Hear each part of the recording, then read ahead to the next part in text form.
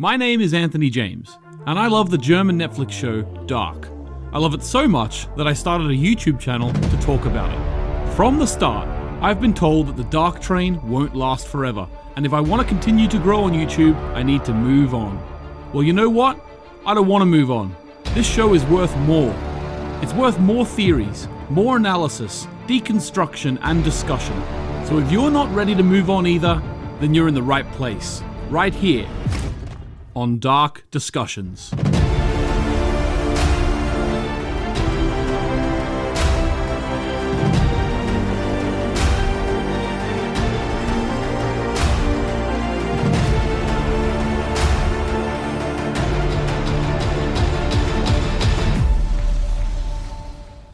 Hello, and welcome to Dark Discussions. I'm your host, Origin Anthony James. Thanks for joining me. This week, you voted for a character study of the one and only White Devil, Claudia Tiedemann. I couldn't be more excited. She is my favorite character in the show. I think I'm going to say that, hand on heart, favorite character in the show. I'm just going to say that from now on. She's my favorite. I always used to say she's one of my favorite, but no, she's my favorite. So we're doing a character study today. That's what you voted for. If you want to vote on this week's poll, go to my Twitter, @HeyAnthonyJames, and you can decide what we do next week. There's a load of good stuff on there. I'll cover that at the end of the video. This episode today, we are going to have a few different video packages that I've put together to go through different aspects of Claudia. As well as we're going to go through your comments from last week's video, as we always do. So stick around if you want to find out why I think Claudia has two different color eyes. Before you do that though, make sure you subscribe to the YouTube channel if you haven't already. Every Tuesday there's a new episode of Dark Discussions. You get to vote. Join the discussion. You choose what we do. Every Monday and Friday, I release a podcast with my friend Konrad, where we go through Dark one episode at a time. We're currently going through Dark. We're halfway through season 2. We're starting to think about what TV show we're going to do next. You need to think to yourselves, do I want to be an Anthony? I've seen the show. Or do I want to be a Konrad? Haven't seen the show, and you can theorize in the comments. So think about what you want to be for the next. So when I announce what the next TV show is going to be, you can either watch it, or you can wait and watch it one at a time with us. So you decide that. As well as that, every Thursday I release a review or a video essay, something along those lines, every single Thursday that isn't about Dark. And also, starting now on Saturdays, I have a podcast going up on Saturdays. It's not really a podcast, more of a discussion video with my friend Emmett, and we are going through Star Trek Discovery one episode at a time. Okay, that's the end of my plugs. Let's get right into the first video package. We are first introduced to Claudia as a middle-aged woman who has very much put career above familial bonds. Therefore, although she's about to become the first female head of the power plant, she struggles to hold together her relationships with her daughter and her father. Ironically, it is these relationships that will come to define Claudia's trajectory through the story. In terms of Claudia's arc, the first season serves as somewhat of an origin story. In the 1950s, we are shown Claudia as a young high achiever who has aspirations of going to university, as well as the beginnings of her relationship with Tronta Nielsen. As a middle-aged woman, she's getting drip-fed information about time travel through a present from Helga and the return of her long-lost dog, Gretchen. Meanwhile, her absence in the 2019 timeline is both mysterious and ominous. When she finally does turn up, it only adds further questions and mystery. Where was she? Is she evil, as Noah says? The portrayal of the three Claudias in season 1 is interesting. She goes from a very sure of yourself, innocent young girl, to a confused and a little bit ignorant middle-aged woman, and then back to a sure of herself but reflective older woman. Her unsureness is bookended by self-confidence. Moving into the second season, Claudia becomes the audience's eyes by filling the fish out of water role, allowing us at home to tumble down the rabbit hole, or rather, be whisked away in a hurricane along with her. Thanks to Konrad for pointing out that parallel, by the way. She is our surrogate to this crazy world that is time travel, much like Jonas was in the first season, and Alt Marta is in the second season. On a side note, this is something Dark does brilliantly. The show focuses on characters who are new to time travel in each of the 3 seasons.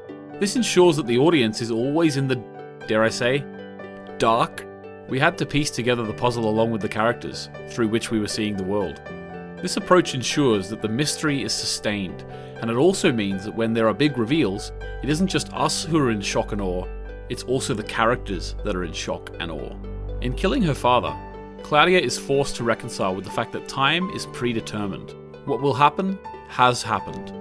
This moment, as well as instilling in her a regret for neglecting those she loved, starts her journey of discovery.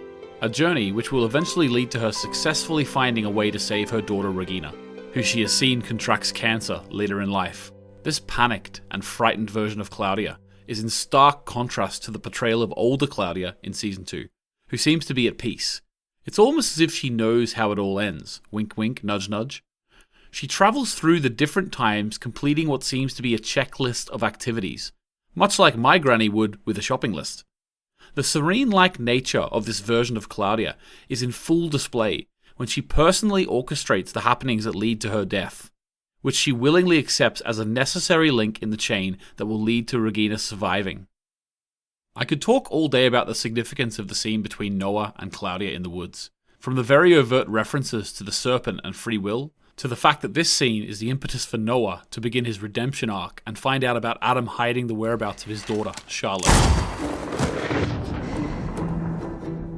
But this isn't a Noah character study, so I won't get down that particular avenue of analysis. Not in this video anyway. Also, it's worth noting, I am purposely not paying too much attention to the triplet of scenes in Season 2 that we get 3 conversations between Claudia and Egon in a row. I plan on covering this in more detail in the future. For now, however, you can check out Konrad and I discussing it in the After Dark podcast episode 16. In Season 3, in the 1950s, we come to learn more about Claudia's relationship with her mum, Doris. The relationship is mirrored with that of Claudia and Regina in the 80s. Like Regina, Claudia feels abandoned by her mother and not listened to. In context, it is very clear that Doris has let her relationship with her daughter deteriorate in favour of an affair with her great-great-granddaughter, which I'm sure Claudia has become aware of. For a child, however, all they care about is that their mother is paying less attention to them. Interestingly, although Claudia too has an affair, or I suppose she was the other woman in Tronta's affair, it isn't this that drives the wedge between her and Regina. It's Claudia's career above all else personality. So I suppose you could say Claudia's mistress is her career, and a cruel mistress it is. There's plenty more in Claudia's story that I could focus on, but for this segment of the video, I'll focus on one more thing: the reveal. In episode 8 of Season 3, Claudia, in very Benoit Blanc fashion, reveals that there is a third world, the origin world. For the record, I'm officially throwing the whodunit genre into the debate about what genre dark truly is. Coming soon to a Twitter poll near you. Now, I'm not going to focus on how she realized there was an origin world, or how many times she realized it. If you want to watch that, go and watch my Ultimate Theory Revisited video. What I'm going to do is talk about some of the larger themes at work here. If you watch my review from Season 3, you may have heard me say this: it would have been very easy for the creators to leave us with the message that our lives don't matter, and that all we are when we die is forgotten. But Dark doesn't say that. It stands boldly and says that it all is for something. It's all for the love of a father and a son. Our existences are not in vain because we bring love and joy to others. In this video, however, I'm going to go one step further. Claudia's story shows that just as important as H.G. Tannhauser's love for his son was, the love of a mother for her daughter was equally, if not more important, to achieve the ending we got. It is through this love for Regina that Claudia went on her journey. It is through this love for Regina that Claudia solved the puzzle. It is through this love for Regina that she was able to save Regina, and therefore save H.G. Tannhauser's son, wife, and child. In Dark, father's love is matched only by mother's love.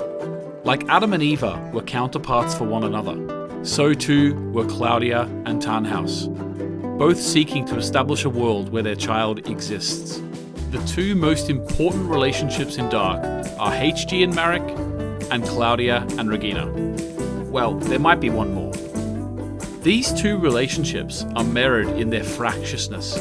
Both H.G. and Claudia are spurred on to save their children due to them realizing that they haven't been the most attentive to their children. They've been too interested in their work. In conclusion, Claudia is not only one of my favorite characters in Dark. In my opinion, she's one of the most competent, badass, interesting, well-built characters in TV history. But most importantly, she is cool. Alright, For the rest of this first segment, I want to talk about Claudia, Regina, Berndt, and Tronte. So Tronte was actually thought by most of us to be Regina's father. For the longest time, we thought that Tronte was the father, especially considering that Claudia and Tronte had an affair.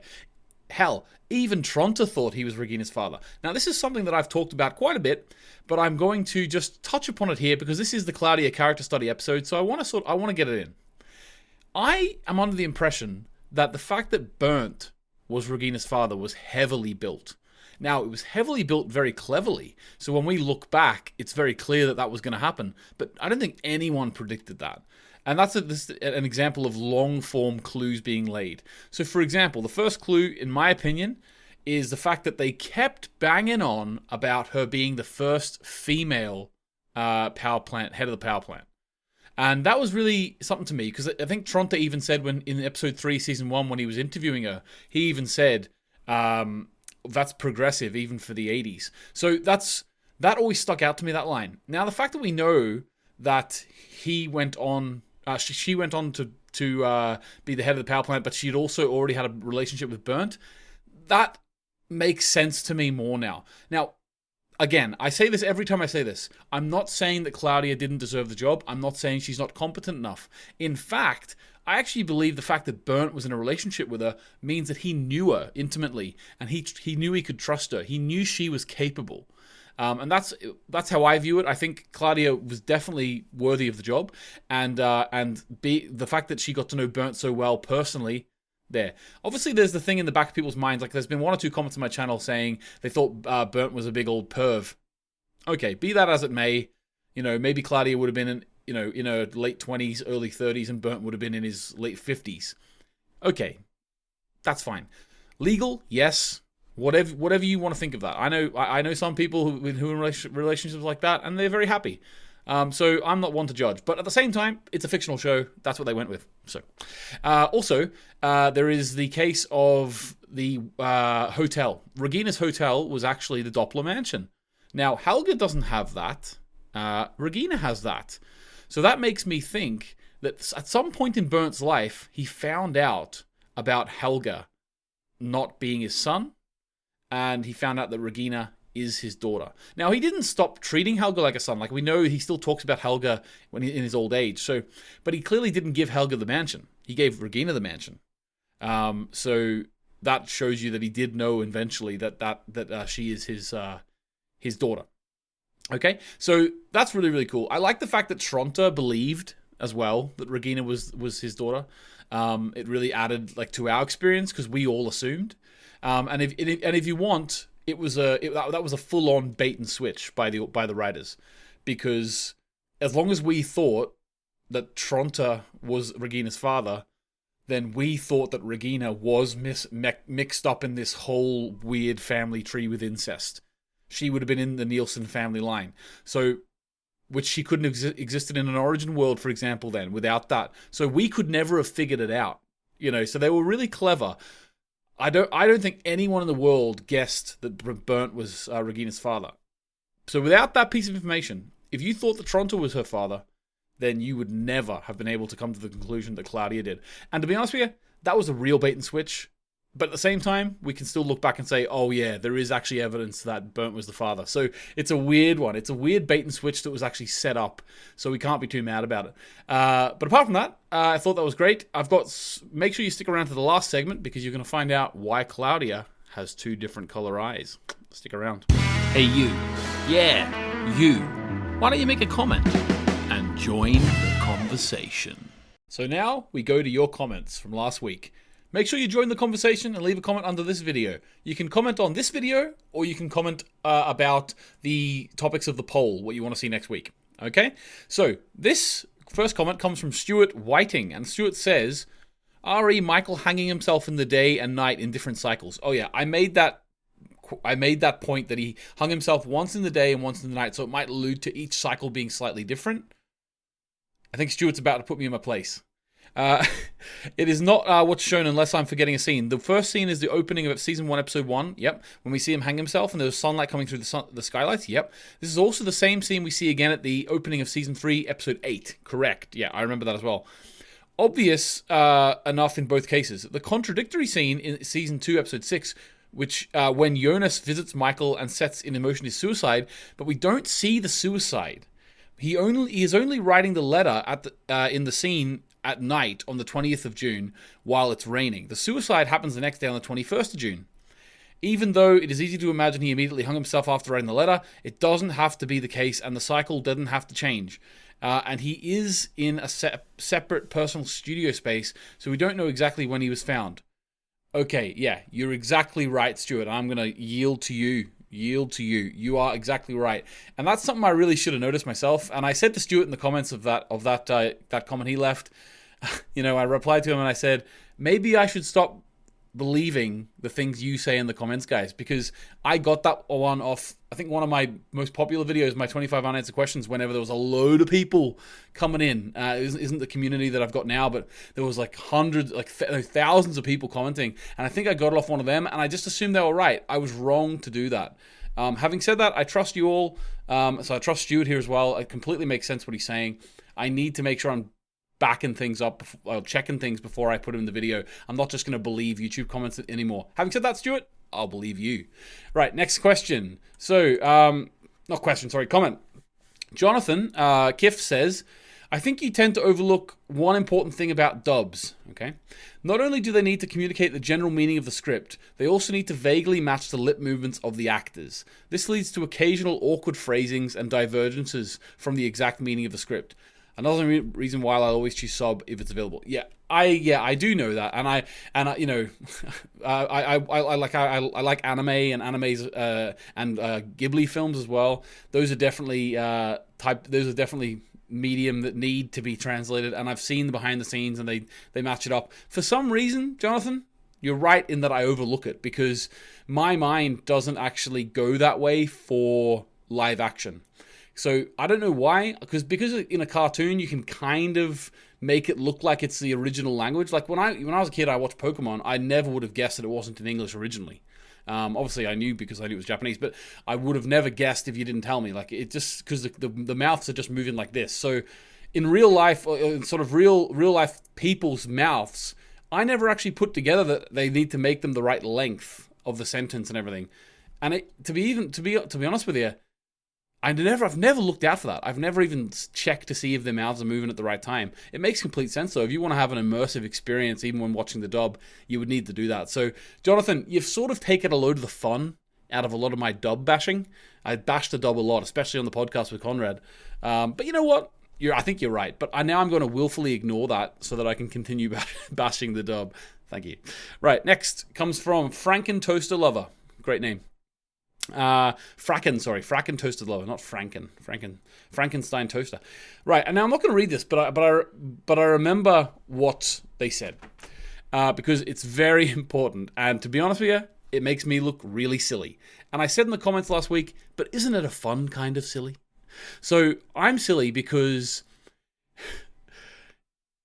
if Helene Albers was only like 11 years old when she was that age, I completely overlooked the idea that Katarina would have to be older than she is. She'd have to be in her late 20s, early 30s at least, if she was going to be produced through incest while Helene was still very young. So if Helene was 16, 17, Katarina would already be in her 30s by the time 86 comes around. Now, the reason that's important to me is because it does open up the idea. Like, I 100% still believe that Herman Albers abused Katarina. 100% still believe that. It's just that now we have to, like, if we believe that, and we do, because it is true, like that's what they were doing in the show, we have to then be able to make the leap and say, well, he was abusing her in her late 20s. That's the fact, because when I said the dub might have been pointing to the fact that she was meant to be 33 or whatever, 33, 34. That wouldn't make sense, because if she was only 33 or 34, then what's she doing being only 11 or 12 in like 54 or whatever it is? So it doesn't make sense dates-wise. I will say, the dub argument of them changing doesn't fully go out the window. And the reason for that is because season 3 comes after season 2. And when they changed the line on the set that day, based on my theory from last week, they would have then remembered that they changed that line in the German version, the version that counts, and then they would have sort of written the third series based on what they did in the second season, if you know what I mean. So if they knew they had an older woman, then, I don't know. To be honest with you, I'm even messing myself up thinking about it. The fact of the matter is, she was probably abused in her late 20s by Herman Elbers, and that created Katarina. So it's not completely unbelievable. I do still believe it. That's definitely still happens, and it's a real sad state of affairs. It's like that's what really sets up Katarina for me as one of the most tragic characters in the show. And I still believe that she is, and yeah, that's just the way it is for me. Right, okay, so next up we are going to be doing the last video segment of this Dark Discussions episode. And make sure you pay attention, because I do believe I'm the first person on the internet to say this, even if we've all kind of maybe thought it. But definitely, I'm going to explain my reasoning behind Claudia's 2 different color eyes. Why did the creators decide to give her that marker? Like, they could have given her a scar, but they didn't. Okay, here it is. Throughout Dark, there's a variety of conditions and physical traits that they use to tie characters at different ages together. Some of the most notable being Celia's scar, Enos's mole, Jonas's scar, and of course, Claudia's 2 very different color eyes, one blue and one brown. A condition that is seemingly very common, apparently. I mean, after a quick Google search, I found Bill Pullman has it, Alice Eve has it, Dan Aykroyd really has it, and everyone's favorite superhero turned Witcher has it as well. So why then does Claudia have it? Why did they choose to give her 2 different color eyes rather than a scar like so many others? Well, obviously the first thing is that it looks cool. However, as with most things in Dark, scratch away a little bit at the surface and there's a plethora of meaning below it. In Season 3, Claudia does one of the most badass things I've ever seen a character do in film or TV. I'm talking way more badass than the briefcase scene in Collateral. I'm talking in a different badass stratosphere than Colin Firth's pub fight scene in Kingsman. Jake Sully riding Turuk? Not even close. I am of course talking about the moment Claudia killed herself. This moment has several thematic reasons. For instance, it's the ultimate portrayal of not letting anything stand in the way of your goals, not even yourself. Although, to me, this is the moment the creator's decision to give Claudia heterochromia iridum is revealed. From this point on, Claudia, our Claudia, the Claudia we've been following since the very beginning of Episode 3, Season 1. She exists in both Adam's world and Eva's world.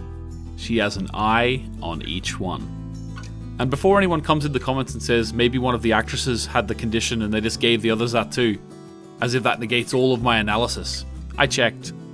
They don't. Well, there it is. I think she's got 2 different color eyes because she can see into both worlds. She's got her feet or her eyes in both worlds. Pretty sure that's the thematic reason for it. Now, moving on to next week. I've got a poll up right now. And thank you very much to Adam McCready, who donated $10 to me. Thank you very much. And as you know, I said, if you want to donate to the show, the link's in the description. All your donations would go to new lights, new cameras. I don't think we need new microphones because we've got fantastic microphones from people who donated to the podcast. But it will all improve the show. It would mean a lot to me. If you don't want to, that's absolutely fine. You can still vote on the poll. Adam McCready donated $10 and he got his suggestion on the poll, which is the time machines. So first option is the time machines, and that'll be talking about all the different time machines in turn. We'll talk about like the dark matter machines. We'll talk about H.G. Tannhouse's machine that he made. We'll talk about the orb. We'll maybe try and talk about Was there actually an order in which they were built? I know that there's a whole idea of bootstrap paradoxes, but was there actually a method to the madness in terms of how they were built? Why did Noah build his time machine? Why did Noah kill those kids? That's what we're going to be talking about now. Then Parallels to Lost, that's up there because Donnie Starts, he donated, and Parallels to Lost would be an interesting one. To be honest with you, I know Lost has a lot of issues, especially in the last few seasons. A lot of issues. I personally can still watch my favorite episodes of Lost. The Constant, as I mentioned before, in season 4 of Lost, is one of the best episodes of TV ever. If you don't agree with me, just go and watch that episode on its own, and I think it would hold up as its own short film. It's so good. Anyway, so next up would be a chat with my mom, because my mom is absolutely hilarious. She doesn't try to be, but she is. She watches so much TV that she has no room in her head to get it all in. She's a very capable, very clever woman, but unfortunately, in terms of remembering complicated TV shows like Dark, she doesn't really put the brain effort into it, so she doesn't. So I'm looking forward to having a chat with her. I said before, sometimes I ask her, like, just random stuff. I'll say like, oh, well, can you explain to me the guy who made the time machine? What's that about? And he'll go, oh, who's he? HB10? Yeah, that's him. Yeah, so she's absolutely hilarious. I want to talk to her. Last one, my wife works in costume. She's worked on Game of Thrones. She's worked on lots of other films. She's worked on a film that I can't talk about because it's coming out at some point next year, I think. But she's going to be talking to me about all the costumes in Dark, what the themes are. There's already been a few people giving a couple of their ideas in the comments. If you have some ideas about what the costumes mean and stuff, and you want me to put those questions to my wife, then let me know. That'll be a great one as well. So there's the poll. Apart from that, we have finished this week. Make sure you subscribe to the channel if you want to see more. Episode 6 coming next week. Make sure you subscribe also for the podcast. We also have this Dark Discussions, I should have mentioned at the start, is on audio apps. So if you want to listen to Dark Discussions, you'd prefer to listen to it in the car or while you're cooking, it's on audio apps. So for podcast audio apps, get it there. There's already at least 30 or 40 people doing that, so that will just grow that part of the community as well. This Thursday, I've got a video essay coming out, so look out for that. Apart from that, that's me for this week. Thanks very much for watching, guys. Make sure you get in the comments and join the conversation. See you later.